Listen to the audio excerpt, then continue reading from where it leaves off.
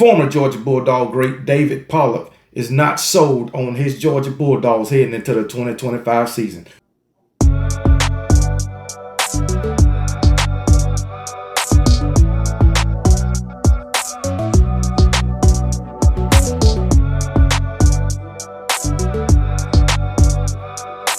What's up, everybody? Welcome back to the channel. It's your boy Kangaroo Black coming back once again to talk about former Georgia Bulldog legend David Pollock, who is not sold on his Georgia Bulldogs heading into the 2025 season. Also, I want to talk about what SEC Network analyst Peter Burns had to say about the Georgia Bulldogs heading into the 2025 season. But first, we're going to talk about David Pollock. Since David Pollock is a former Georgia Bulldog player, he was a great player for those Georgia Bulldogs on the defensive side of the ball. But yet, going into the 2025 season, he is not sold on those Georgia Bulldogs. You remember back in 2023, right before the national championship game was going to be played between his Georgia Bulldogs and those TCU Horned Frogs, he said on the panel that the Georgia Bulldogs was taking over college football and Kirby Smart was the best coach in the game at that time. Well, he has since changed his mind. Okay, but let's get to what he had to say. Speaking on his podcast, See Ball, Get Ball with David Pollock, he didn't hold back when it came to evaluating Georgia's current standing. I'm not putting Georgia in the top five, pointing to the sheer number of departures and uncertainty on the field. I talked about the number of players that they lost from last year's team via the transfer portal and the draft. I already talked about that. But anyway, as I said, they lost probably 70 to 75% of their production from last season, meaning their starters. But anyway, David Pollock goes on to say they lost a good bit. That's a lot of guys drafted from that team. Kirby said he did his best coaching job yet last season. And remember, Kirby's done coached 2 national championship teams. And last season, he said was his best coaching job yet. Yeah, they went to the playoff, but then got blew out the water by Notre Dame. But anyway, David Pollock's main concern, he doesn't know who Georgia's dudes are anymore. Let me ask you a question. Who are you depending on right now that you are saying is an All-American for Georgia? Because I could have named 5 players a year ago. Well, you can't name that one now. It's weird. It's a weird year.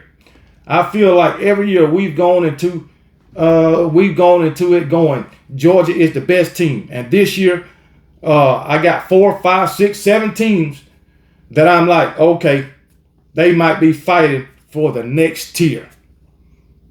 He ain't sold on them Georgia Bulldogs, man. So basically, he's saying he got 5, 6, 7 teams maybe is better than Georgia.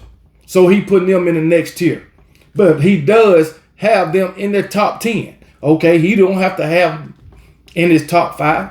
If they're in the top 10, they're going to be in the playoffs. They're in the top 12, they're going to be in the playoffs.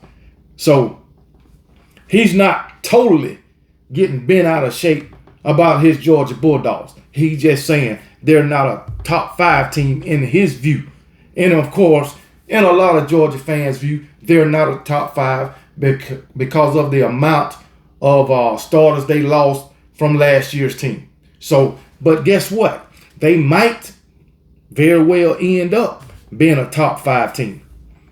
It's the off season now, so you really don't know what you got. You know who you got, the name of the players, but these new players, you don't know how they're gonna perform yet. Some could be, come in and do great things and help Georgia be a top 5 team, but on the other hand, it could be opposite. You don't know yet. So, but David Pollock still got them as a top 5 team as of right now. He still got them as a playoff team. But hey, we'll see. Pollock isn't counting Georgia out, but he's clearly not sold on them. At least not yet. The Bulldogs may still roar, but right now they're just a whisper. But hey, Nobody said, well, David Pollock is not saying Georgia is going to have a bad season. Me, on the other hand, y'all know I feel quite different than David Pollock. You know, I've been saying Georgia's going 7-5 with the amount of production they lost. Well, I'm going 8-4 now, being that Nico transferred from Tennessee. So I'm saying they're going 8-4.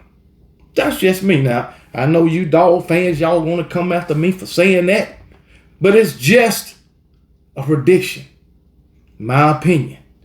And the only thing I'm going by is how many players you lost from last year's team, or how many starters you lost from last year's team. And I know y'all keep players, the second team players. Y'all rotate them, get them that experience. Okay, so hey, you might be a 10-2, 11-1 team. You won't be 12-0 because you're gonna lose to my Alabama Crimson Tide in Athens on your home field, and my Alabama Crimson Tide gonna end your home win streak. Bet your bottom dollar on it. I'm through with that. But anyway, let me go ahead and get to what SEC Network analyst Peter Burns had to say. I'm gonna tell y'all now. Peter Burns is definitely not sold on them Georgia Bulldogs. Part of what Peter Burns had to say, I agree with it. But most of it, I don't. But anyway, let's talk about what Peter Burns had to say. The last article was on Athlon Sports. What David Pollock had to say, and this article is from Saturday Down South. SEC Network analyst says league no longer runs through Georgia. He ain't sold on. But anyway, during a conversation with Sirius XM on Thursday, SEC Network analysts Peter Burns and Chris Doran discussed the changing landscape in college football and the paradigm shift taking place in the SEC. Okay, this is what Peter Burns had to say. Listen up, Georgia Bulldogs. We're seeing things that we haven't seen from Georgia before. We're seeing the inability to retain a roster. They were one of the latest schools to be able to keep their team in place and have the kind of depth that you have to win championships the way Alabama did. And the way Georgia used to do. I mean, they only won 2. They went back to back. Yeah, they only won 2. Come on now. It ain't like they winning national championships at a high level like my Alabama Crimson Tide. You know what I'm saying? Even though we ain't won one since 2020. I don't want to leave that out. But anyway, that's what Chris Doran said. Goes on to say, they were hurt last year up the middle, and their defense, well, with injuries and not having the next wave of player to be able to step in. We're seeing things from Georgia where they go and they get manhandled by Ole Miss the way they did. We're seeing them get physically beaten the way they did by Notre Dame in the Sugar Bowl. These are things that are signs of concern, and knowing what the landscape of college football is now, we don't know if it can sustain this type of environment. Peter Burns added that Georgia's dominance was built in the same way Alabama was. Kirby, like Nick Saban before him, stacked elite talent in ways few others could. The top line of the 2 deep had future NFL players. The next line of the 2 deep had future NFL players, and the reserves units had younger players who eventually developed into NFL prospects. That style of roster management is no longer available because of NIL and the transfer portal. Peter Burns, if Georgia is a team that has struggled, it is Texas that is now the superpower of the SEC, going back to back in their college football playoff run. Now they're looking to spend $35 to $40 million on the roster. If you look at the numbers, the SEC does not run through Georgia right now. The SEC powerhouse is the Texas Longhorns. Now, I don't agree with that. When you compare Texas and Georgia, yeah, Texas may have more money, but Texas ain't beating Georgia. Remember, Georgia beat Texas twice last year, the regular season and in the SEC championship. So the SEC powerhouse as of right now is not Texas. A game ain't been played in the 2025 season. So how can you put Texas in front of Georgia when Georgia beat the hell out of Texas twice last year? I think one win was about 3 points, but still, they lost. Texas lost. I don't get that. You trying to say they're a powerhouse just because they spend more money? Just because they spend $35 to $40 million on a damn roster don't mean it's going to bring them a national championship. And that's how championships is how you decide who the powerhouse in any conference. Come on now. Texas ain't won a damn thing since they came to the SEC. And before that in the Big 12, they wasn't winning shit. Come on now. Yeah. They won a Big 12 championship. So fucking what? How many years of losing have Texas had? They ain't won shit. Nothing since Vince Young. Come on, man. Money don't make you a powerhouse. Championships do. And in my opinion, you can't buy championships. Now, but anyway, let's keep going. It's an interesting conversation to have. Georgia had 13 players selected in last week's NFL draft.